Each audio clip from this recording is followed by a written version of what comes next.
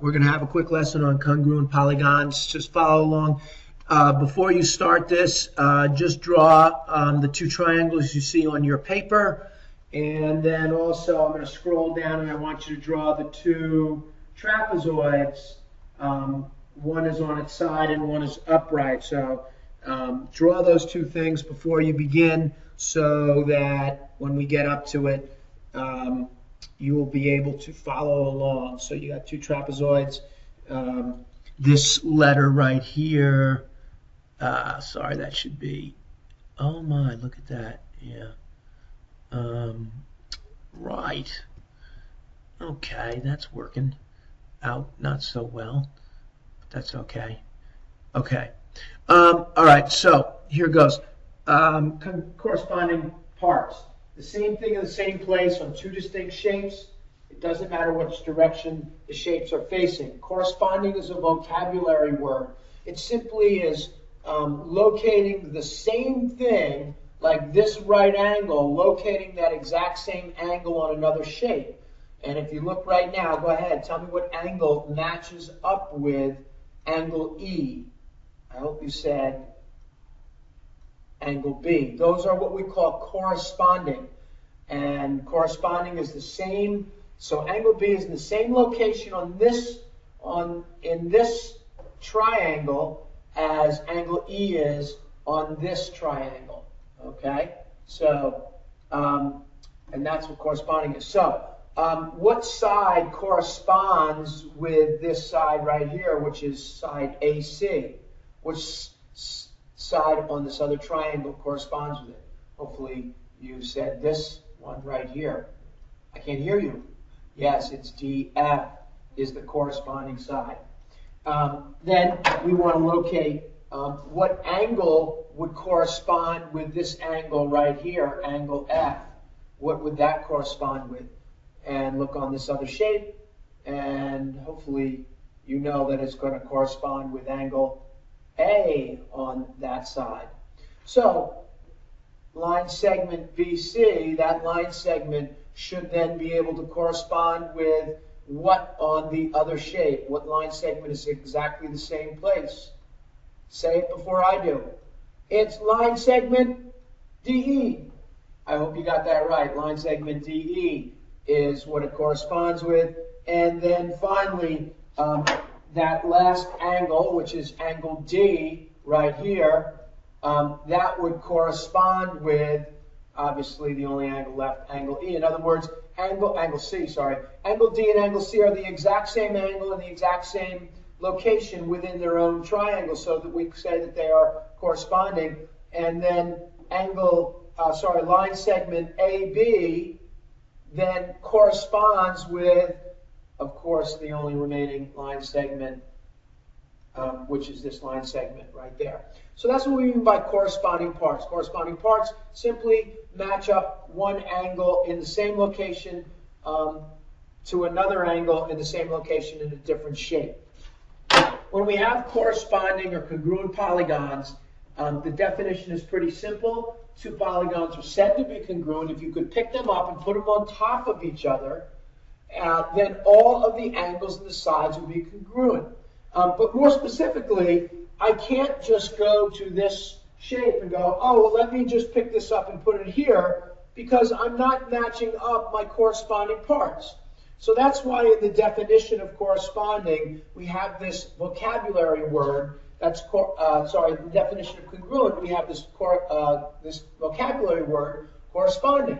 So specifically, it means that if you match up corresponding angles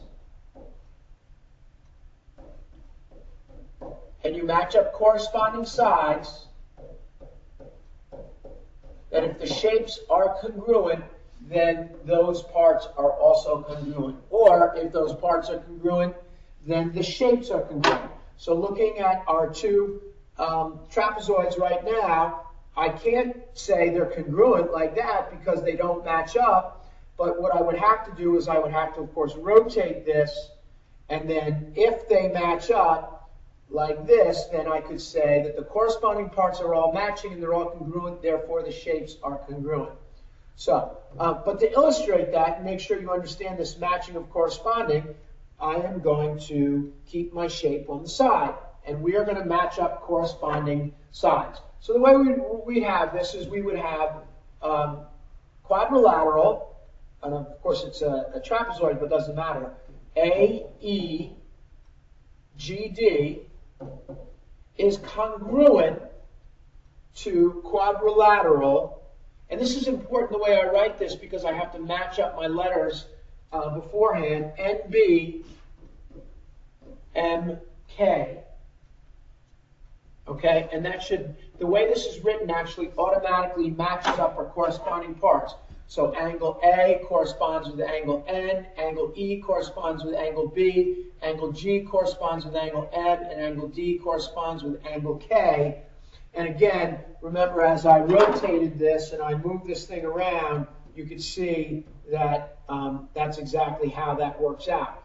But a lot of times you're not going to have the ability of having a smart board like me, and you won't be able to match it up. So you do have to look at it. Often we'll see markings on the diagrams or the polygons that will give us this stuff, which we call the appropriate stuff.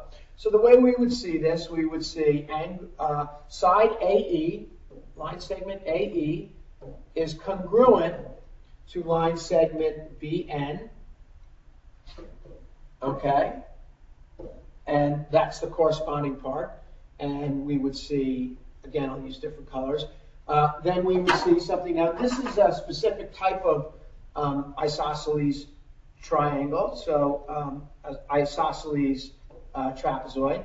Now, this is a specific type of trapezoid. It's an isosceles, so we might have this like this. Those guys are congruent, and they would match up with these guys here. And they would be congruent. And so then we would just have, I'm just going to do one of them so you get the idea. I would have line segment DA congruent to line segment, the corresponding one on this side. Which one is it? Fill it in if you know. It's NK. That's the corresponding side. So this one corresponds specifically with this one. And maybe I should do a different type of a line here, even though they're congruent, just so you know that this side actually corresponds with this side over here. So that's my matching side. And then finally, I would have this line segment DG would correspond with this one, and if it corresponds, therefore, it would be congruent. So we would have DE, line segment DE, DG, line segment DG is congruent.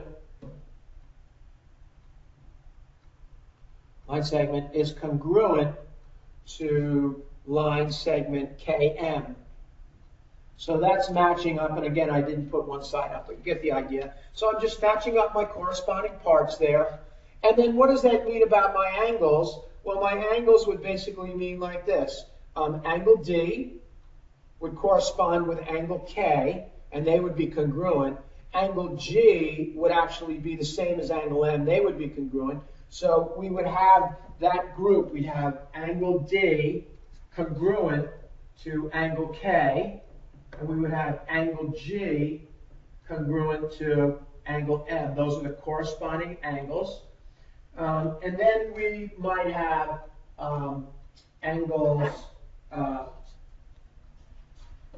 A congruent to, angle N. That's the corresponding one. So we'd have angle A congruent to angle N.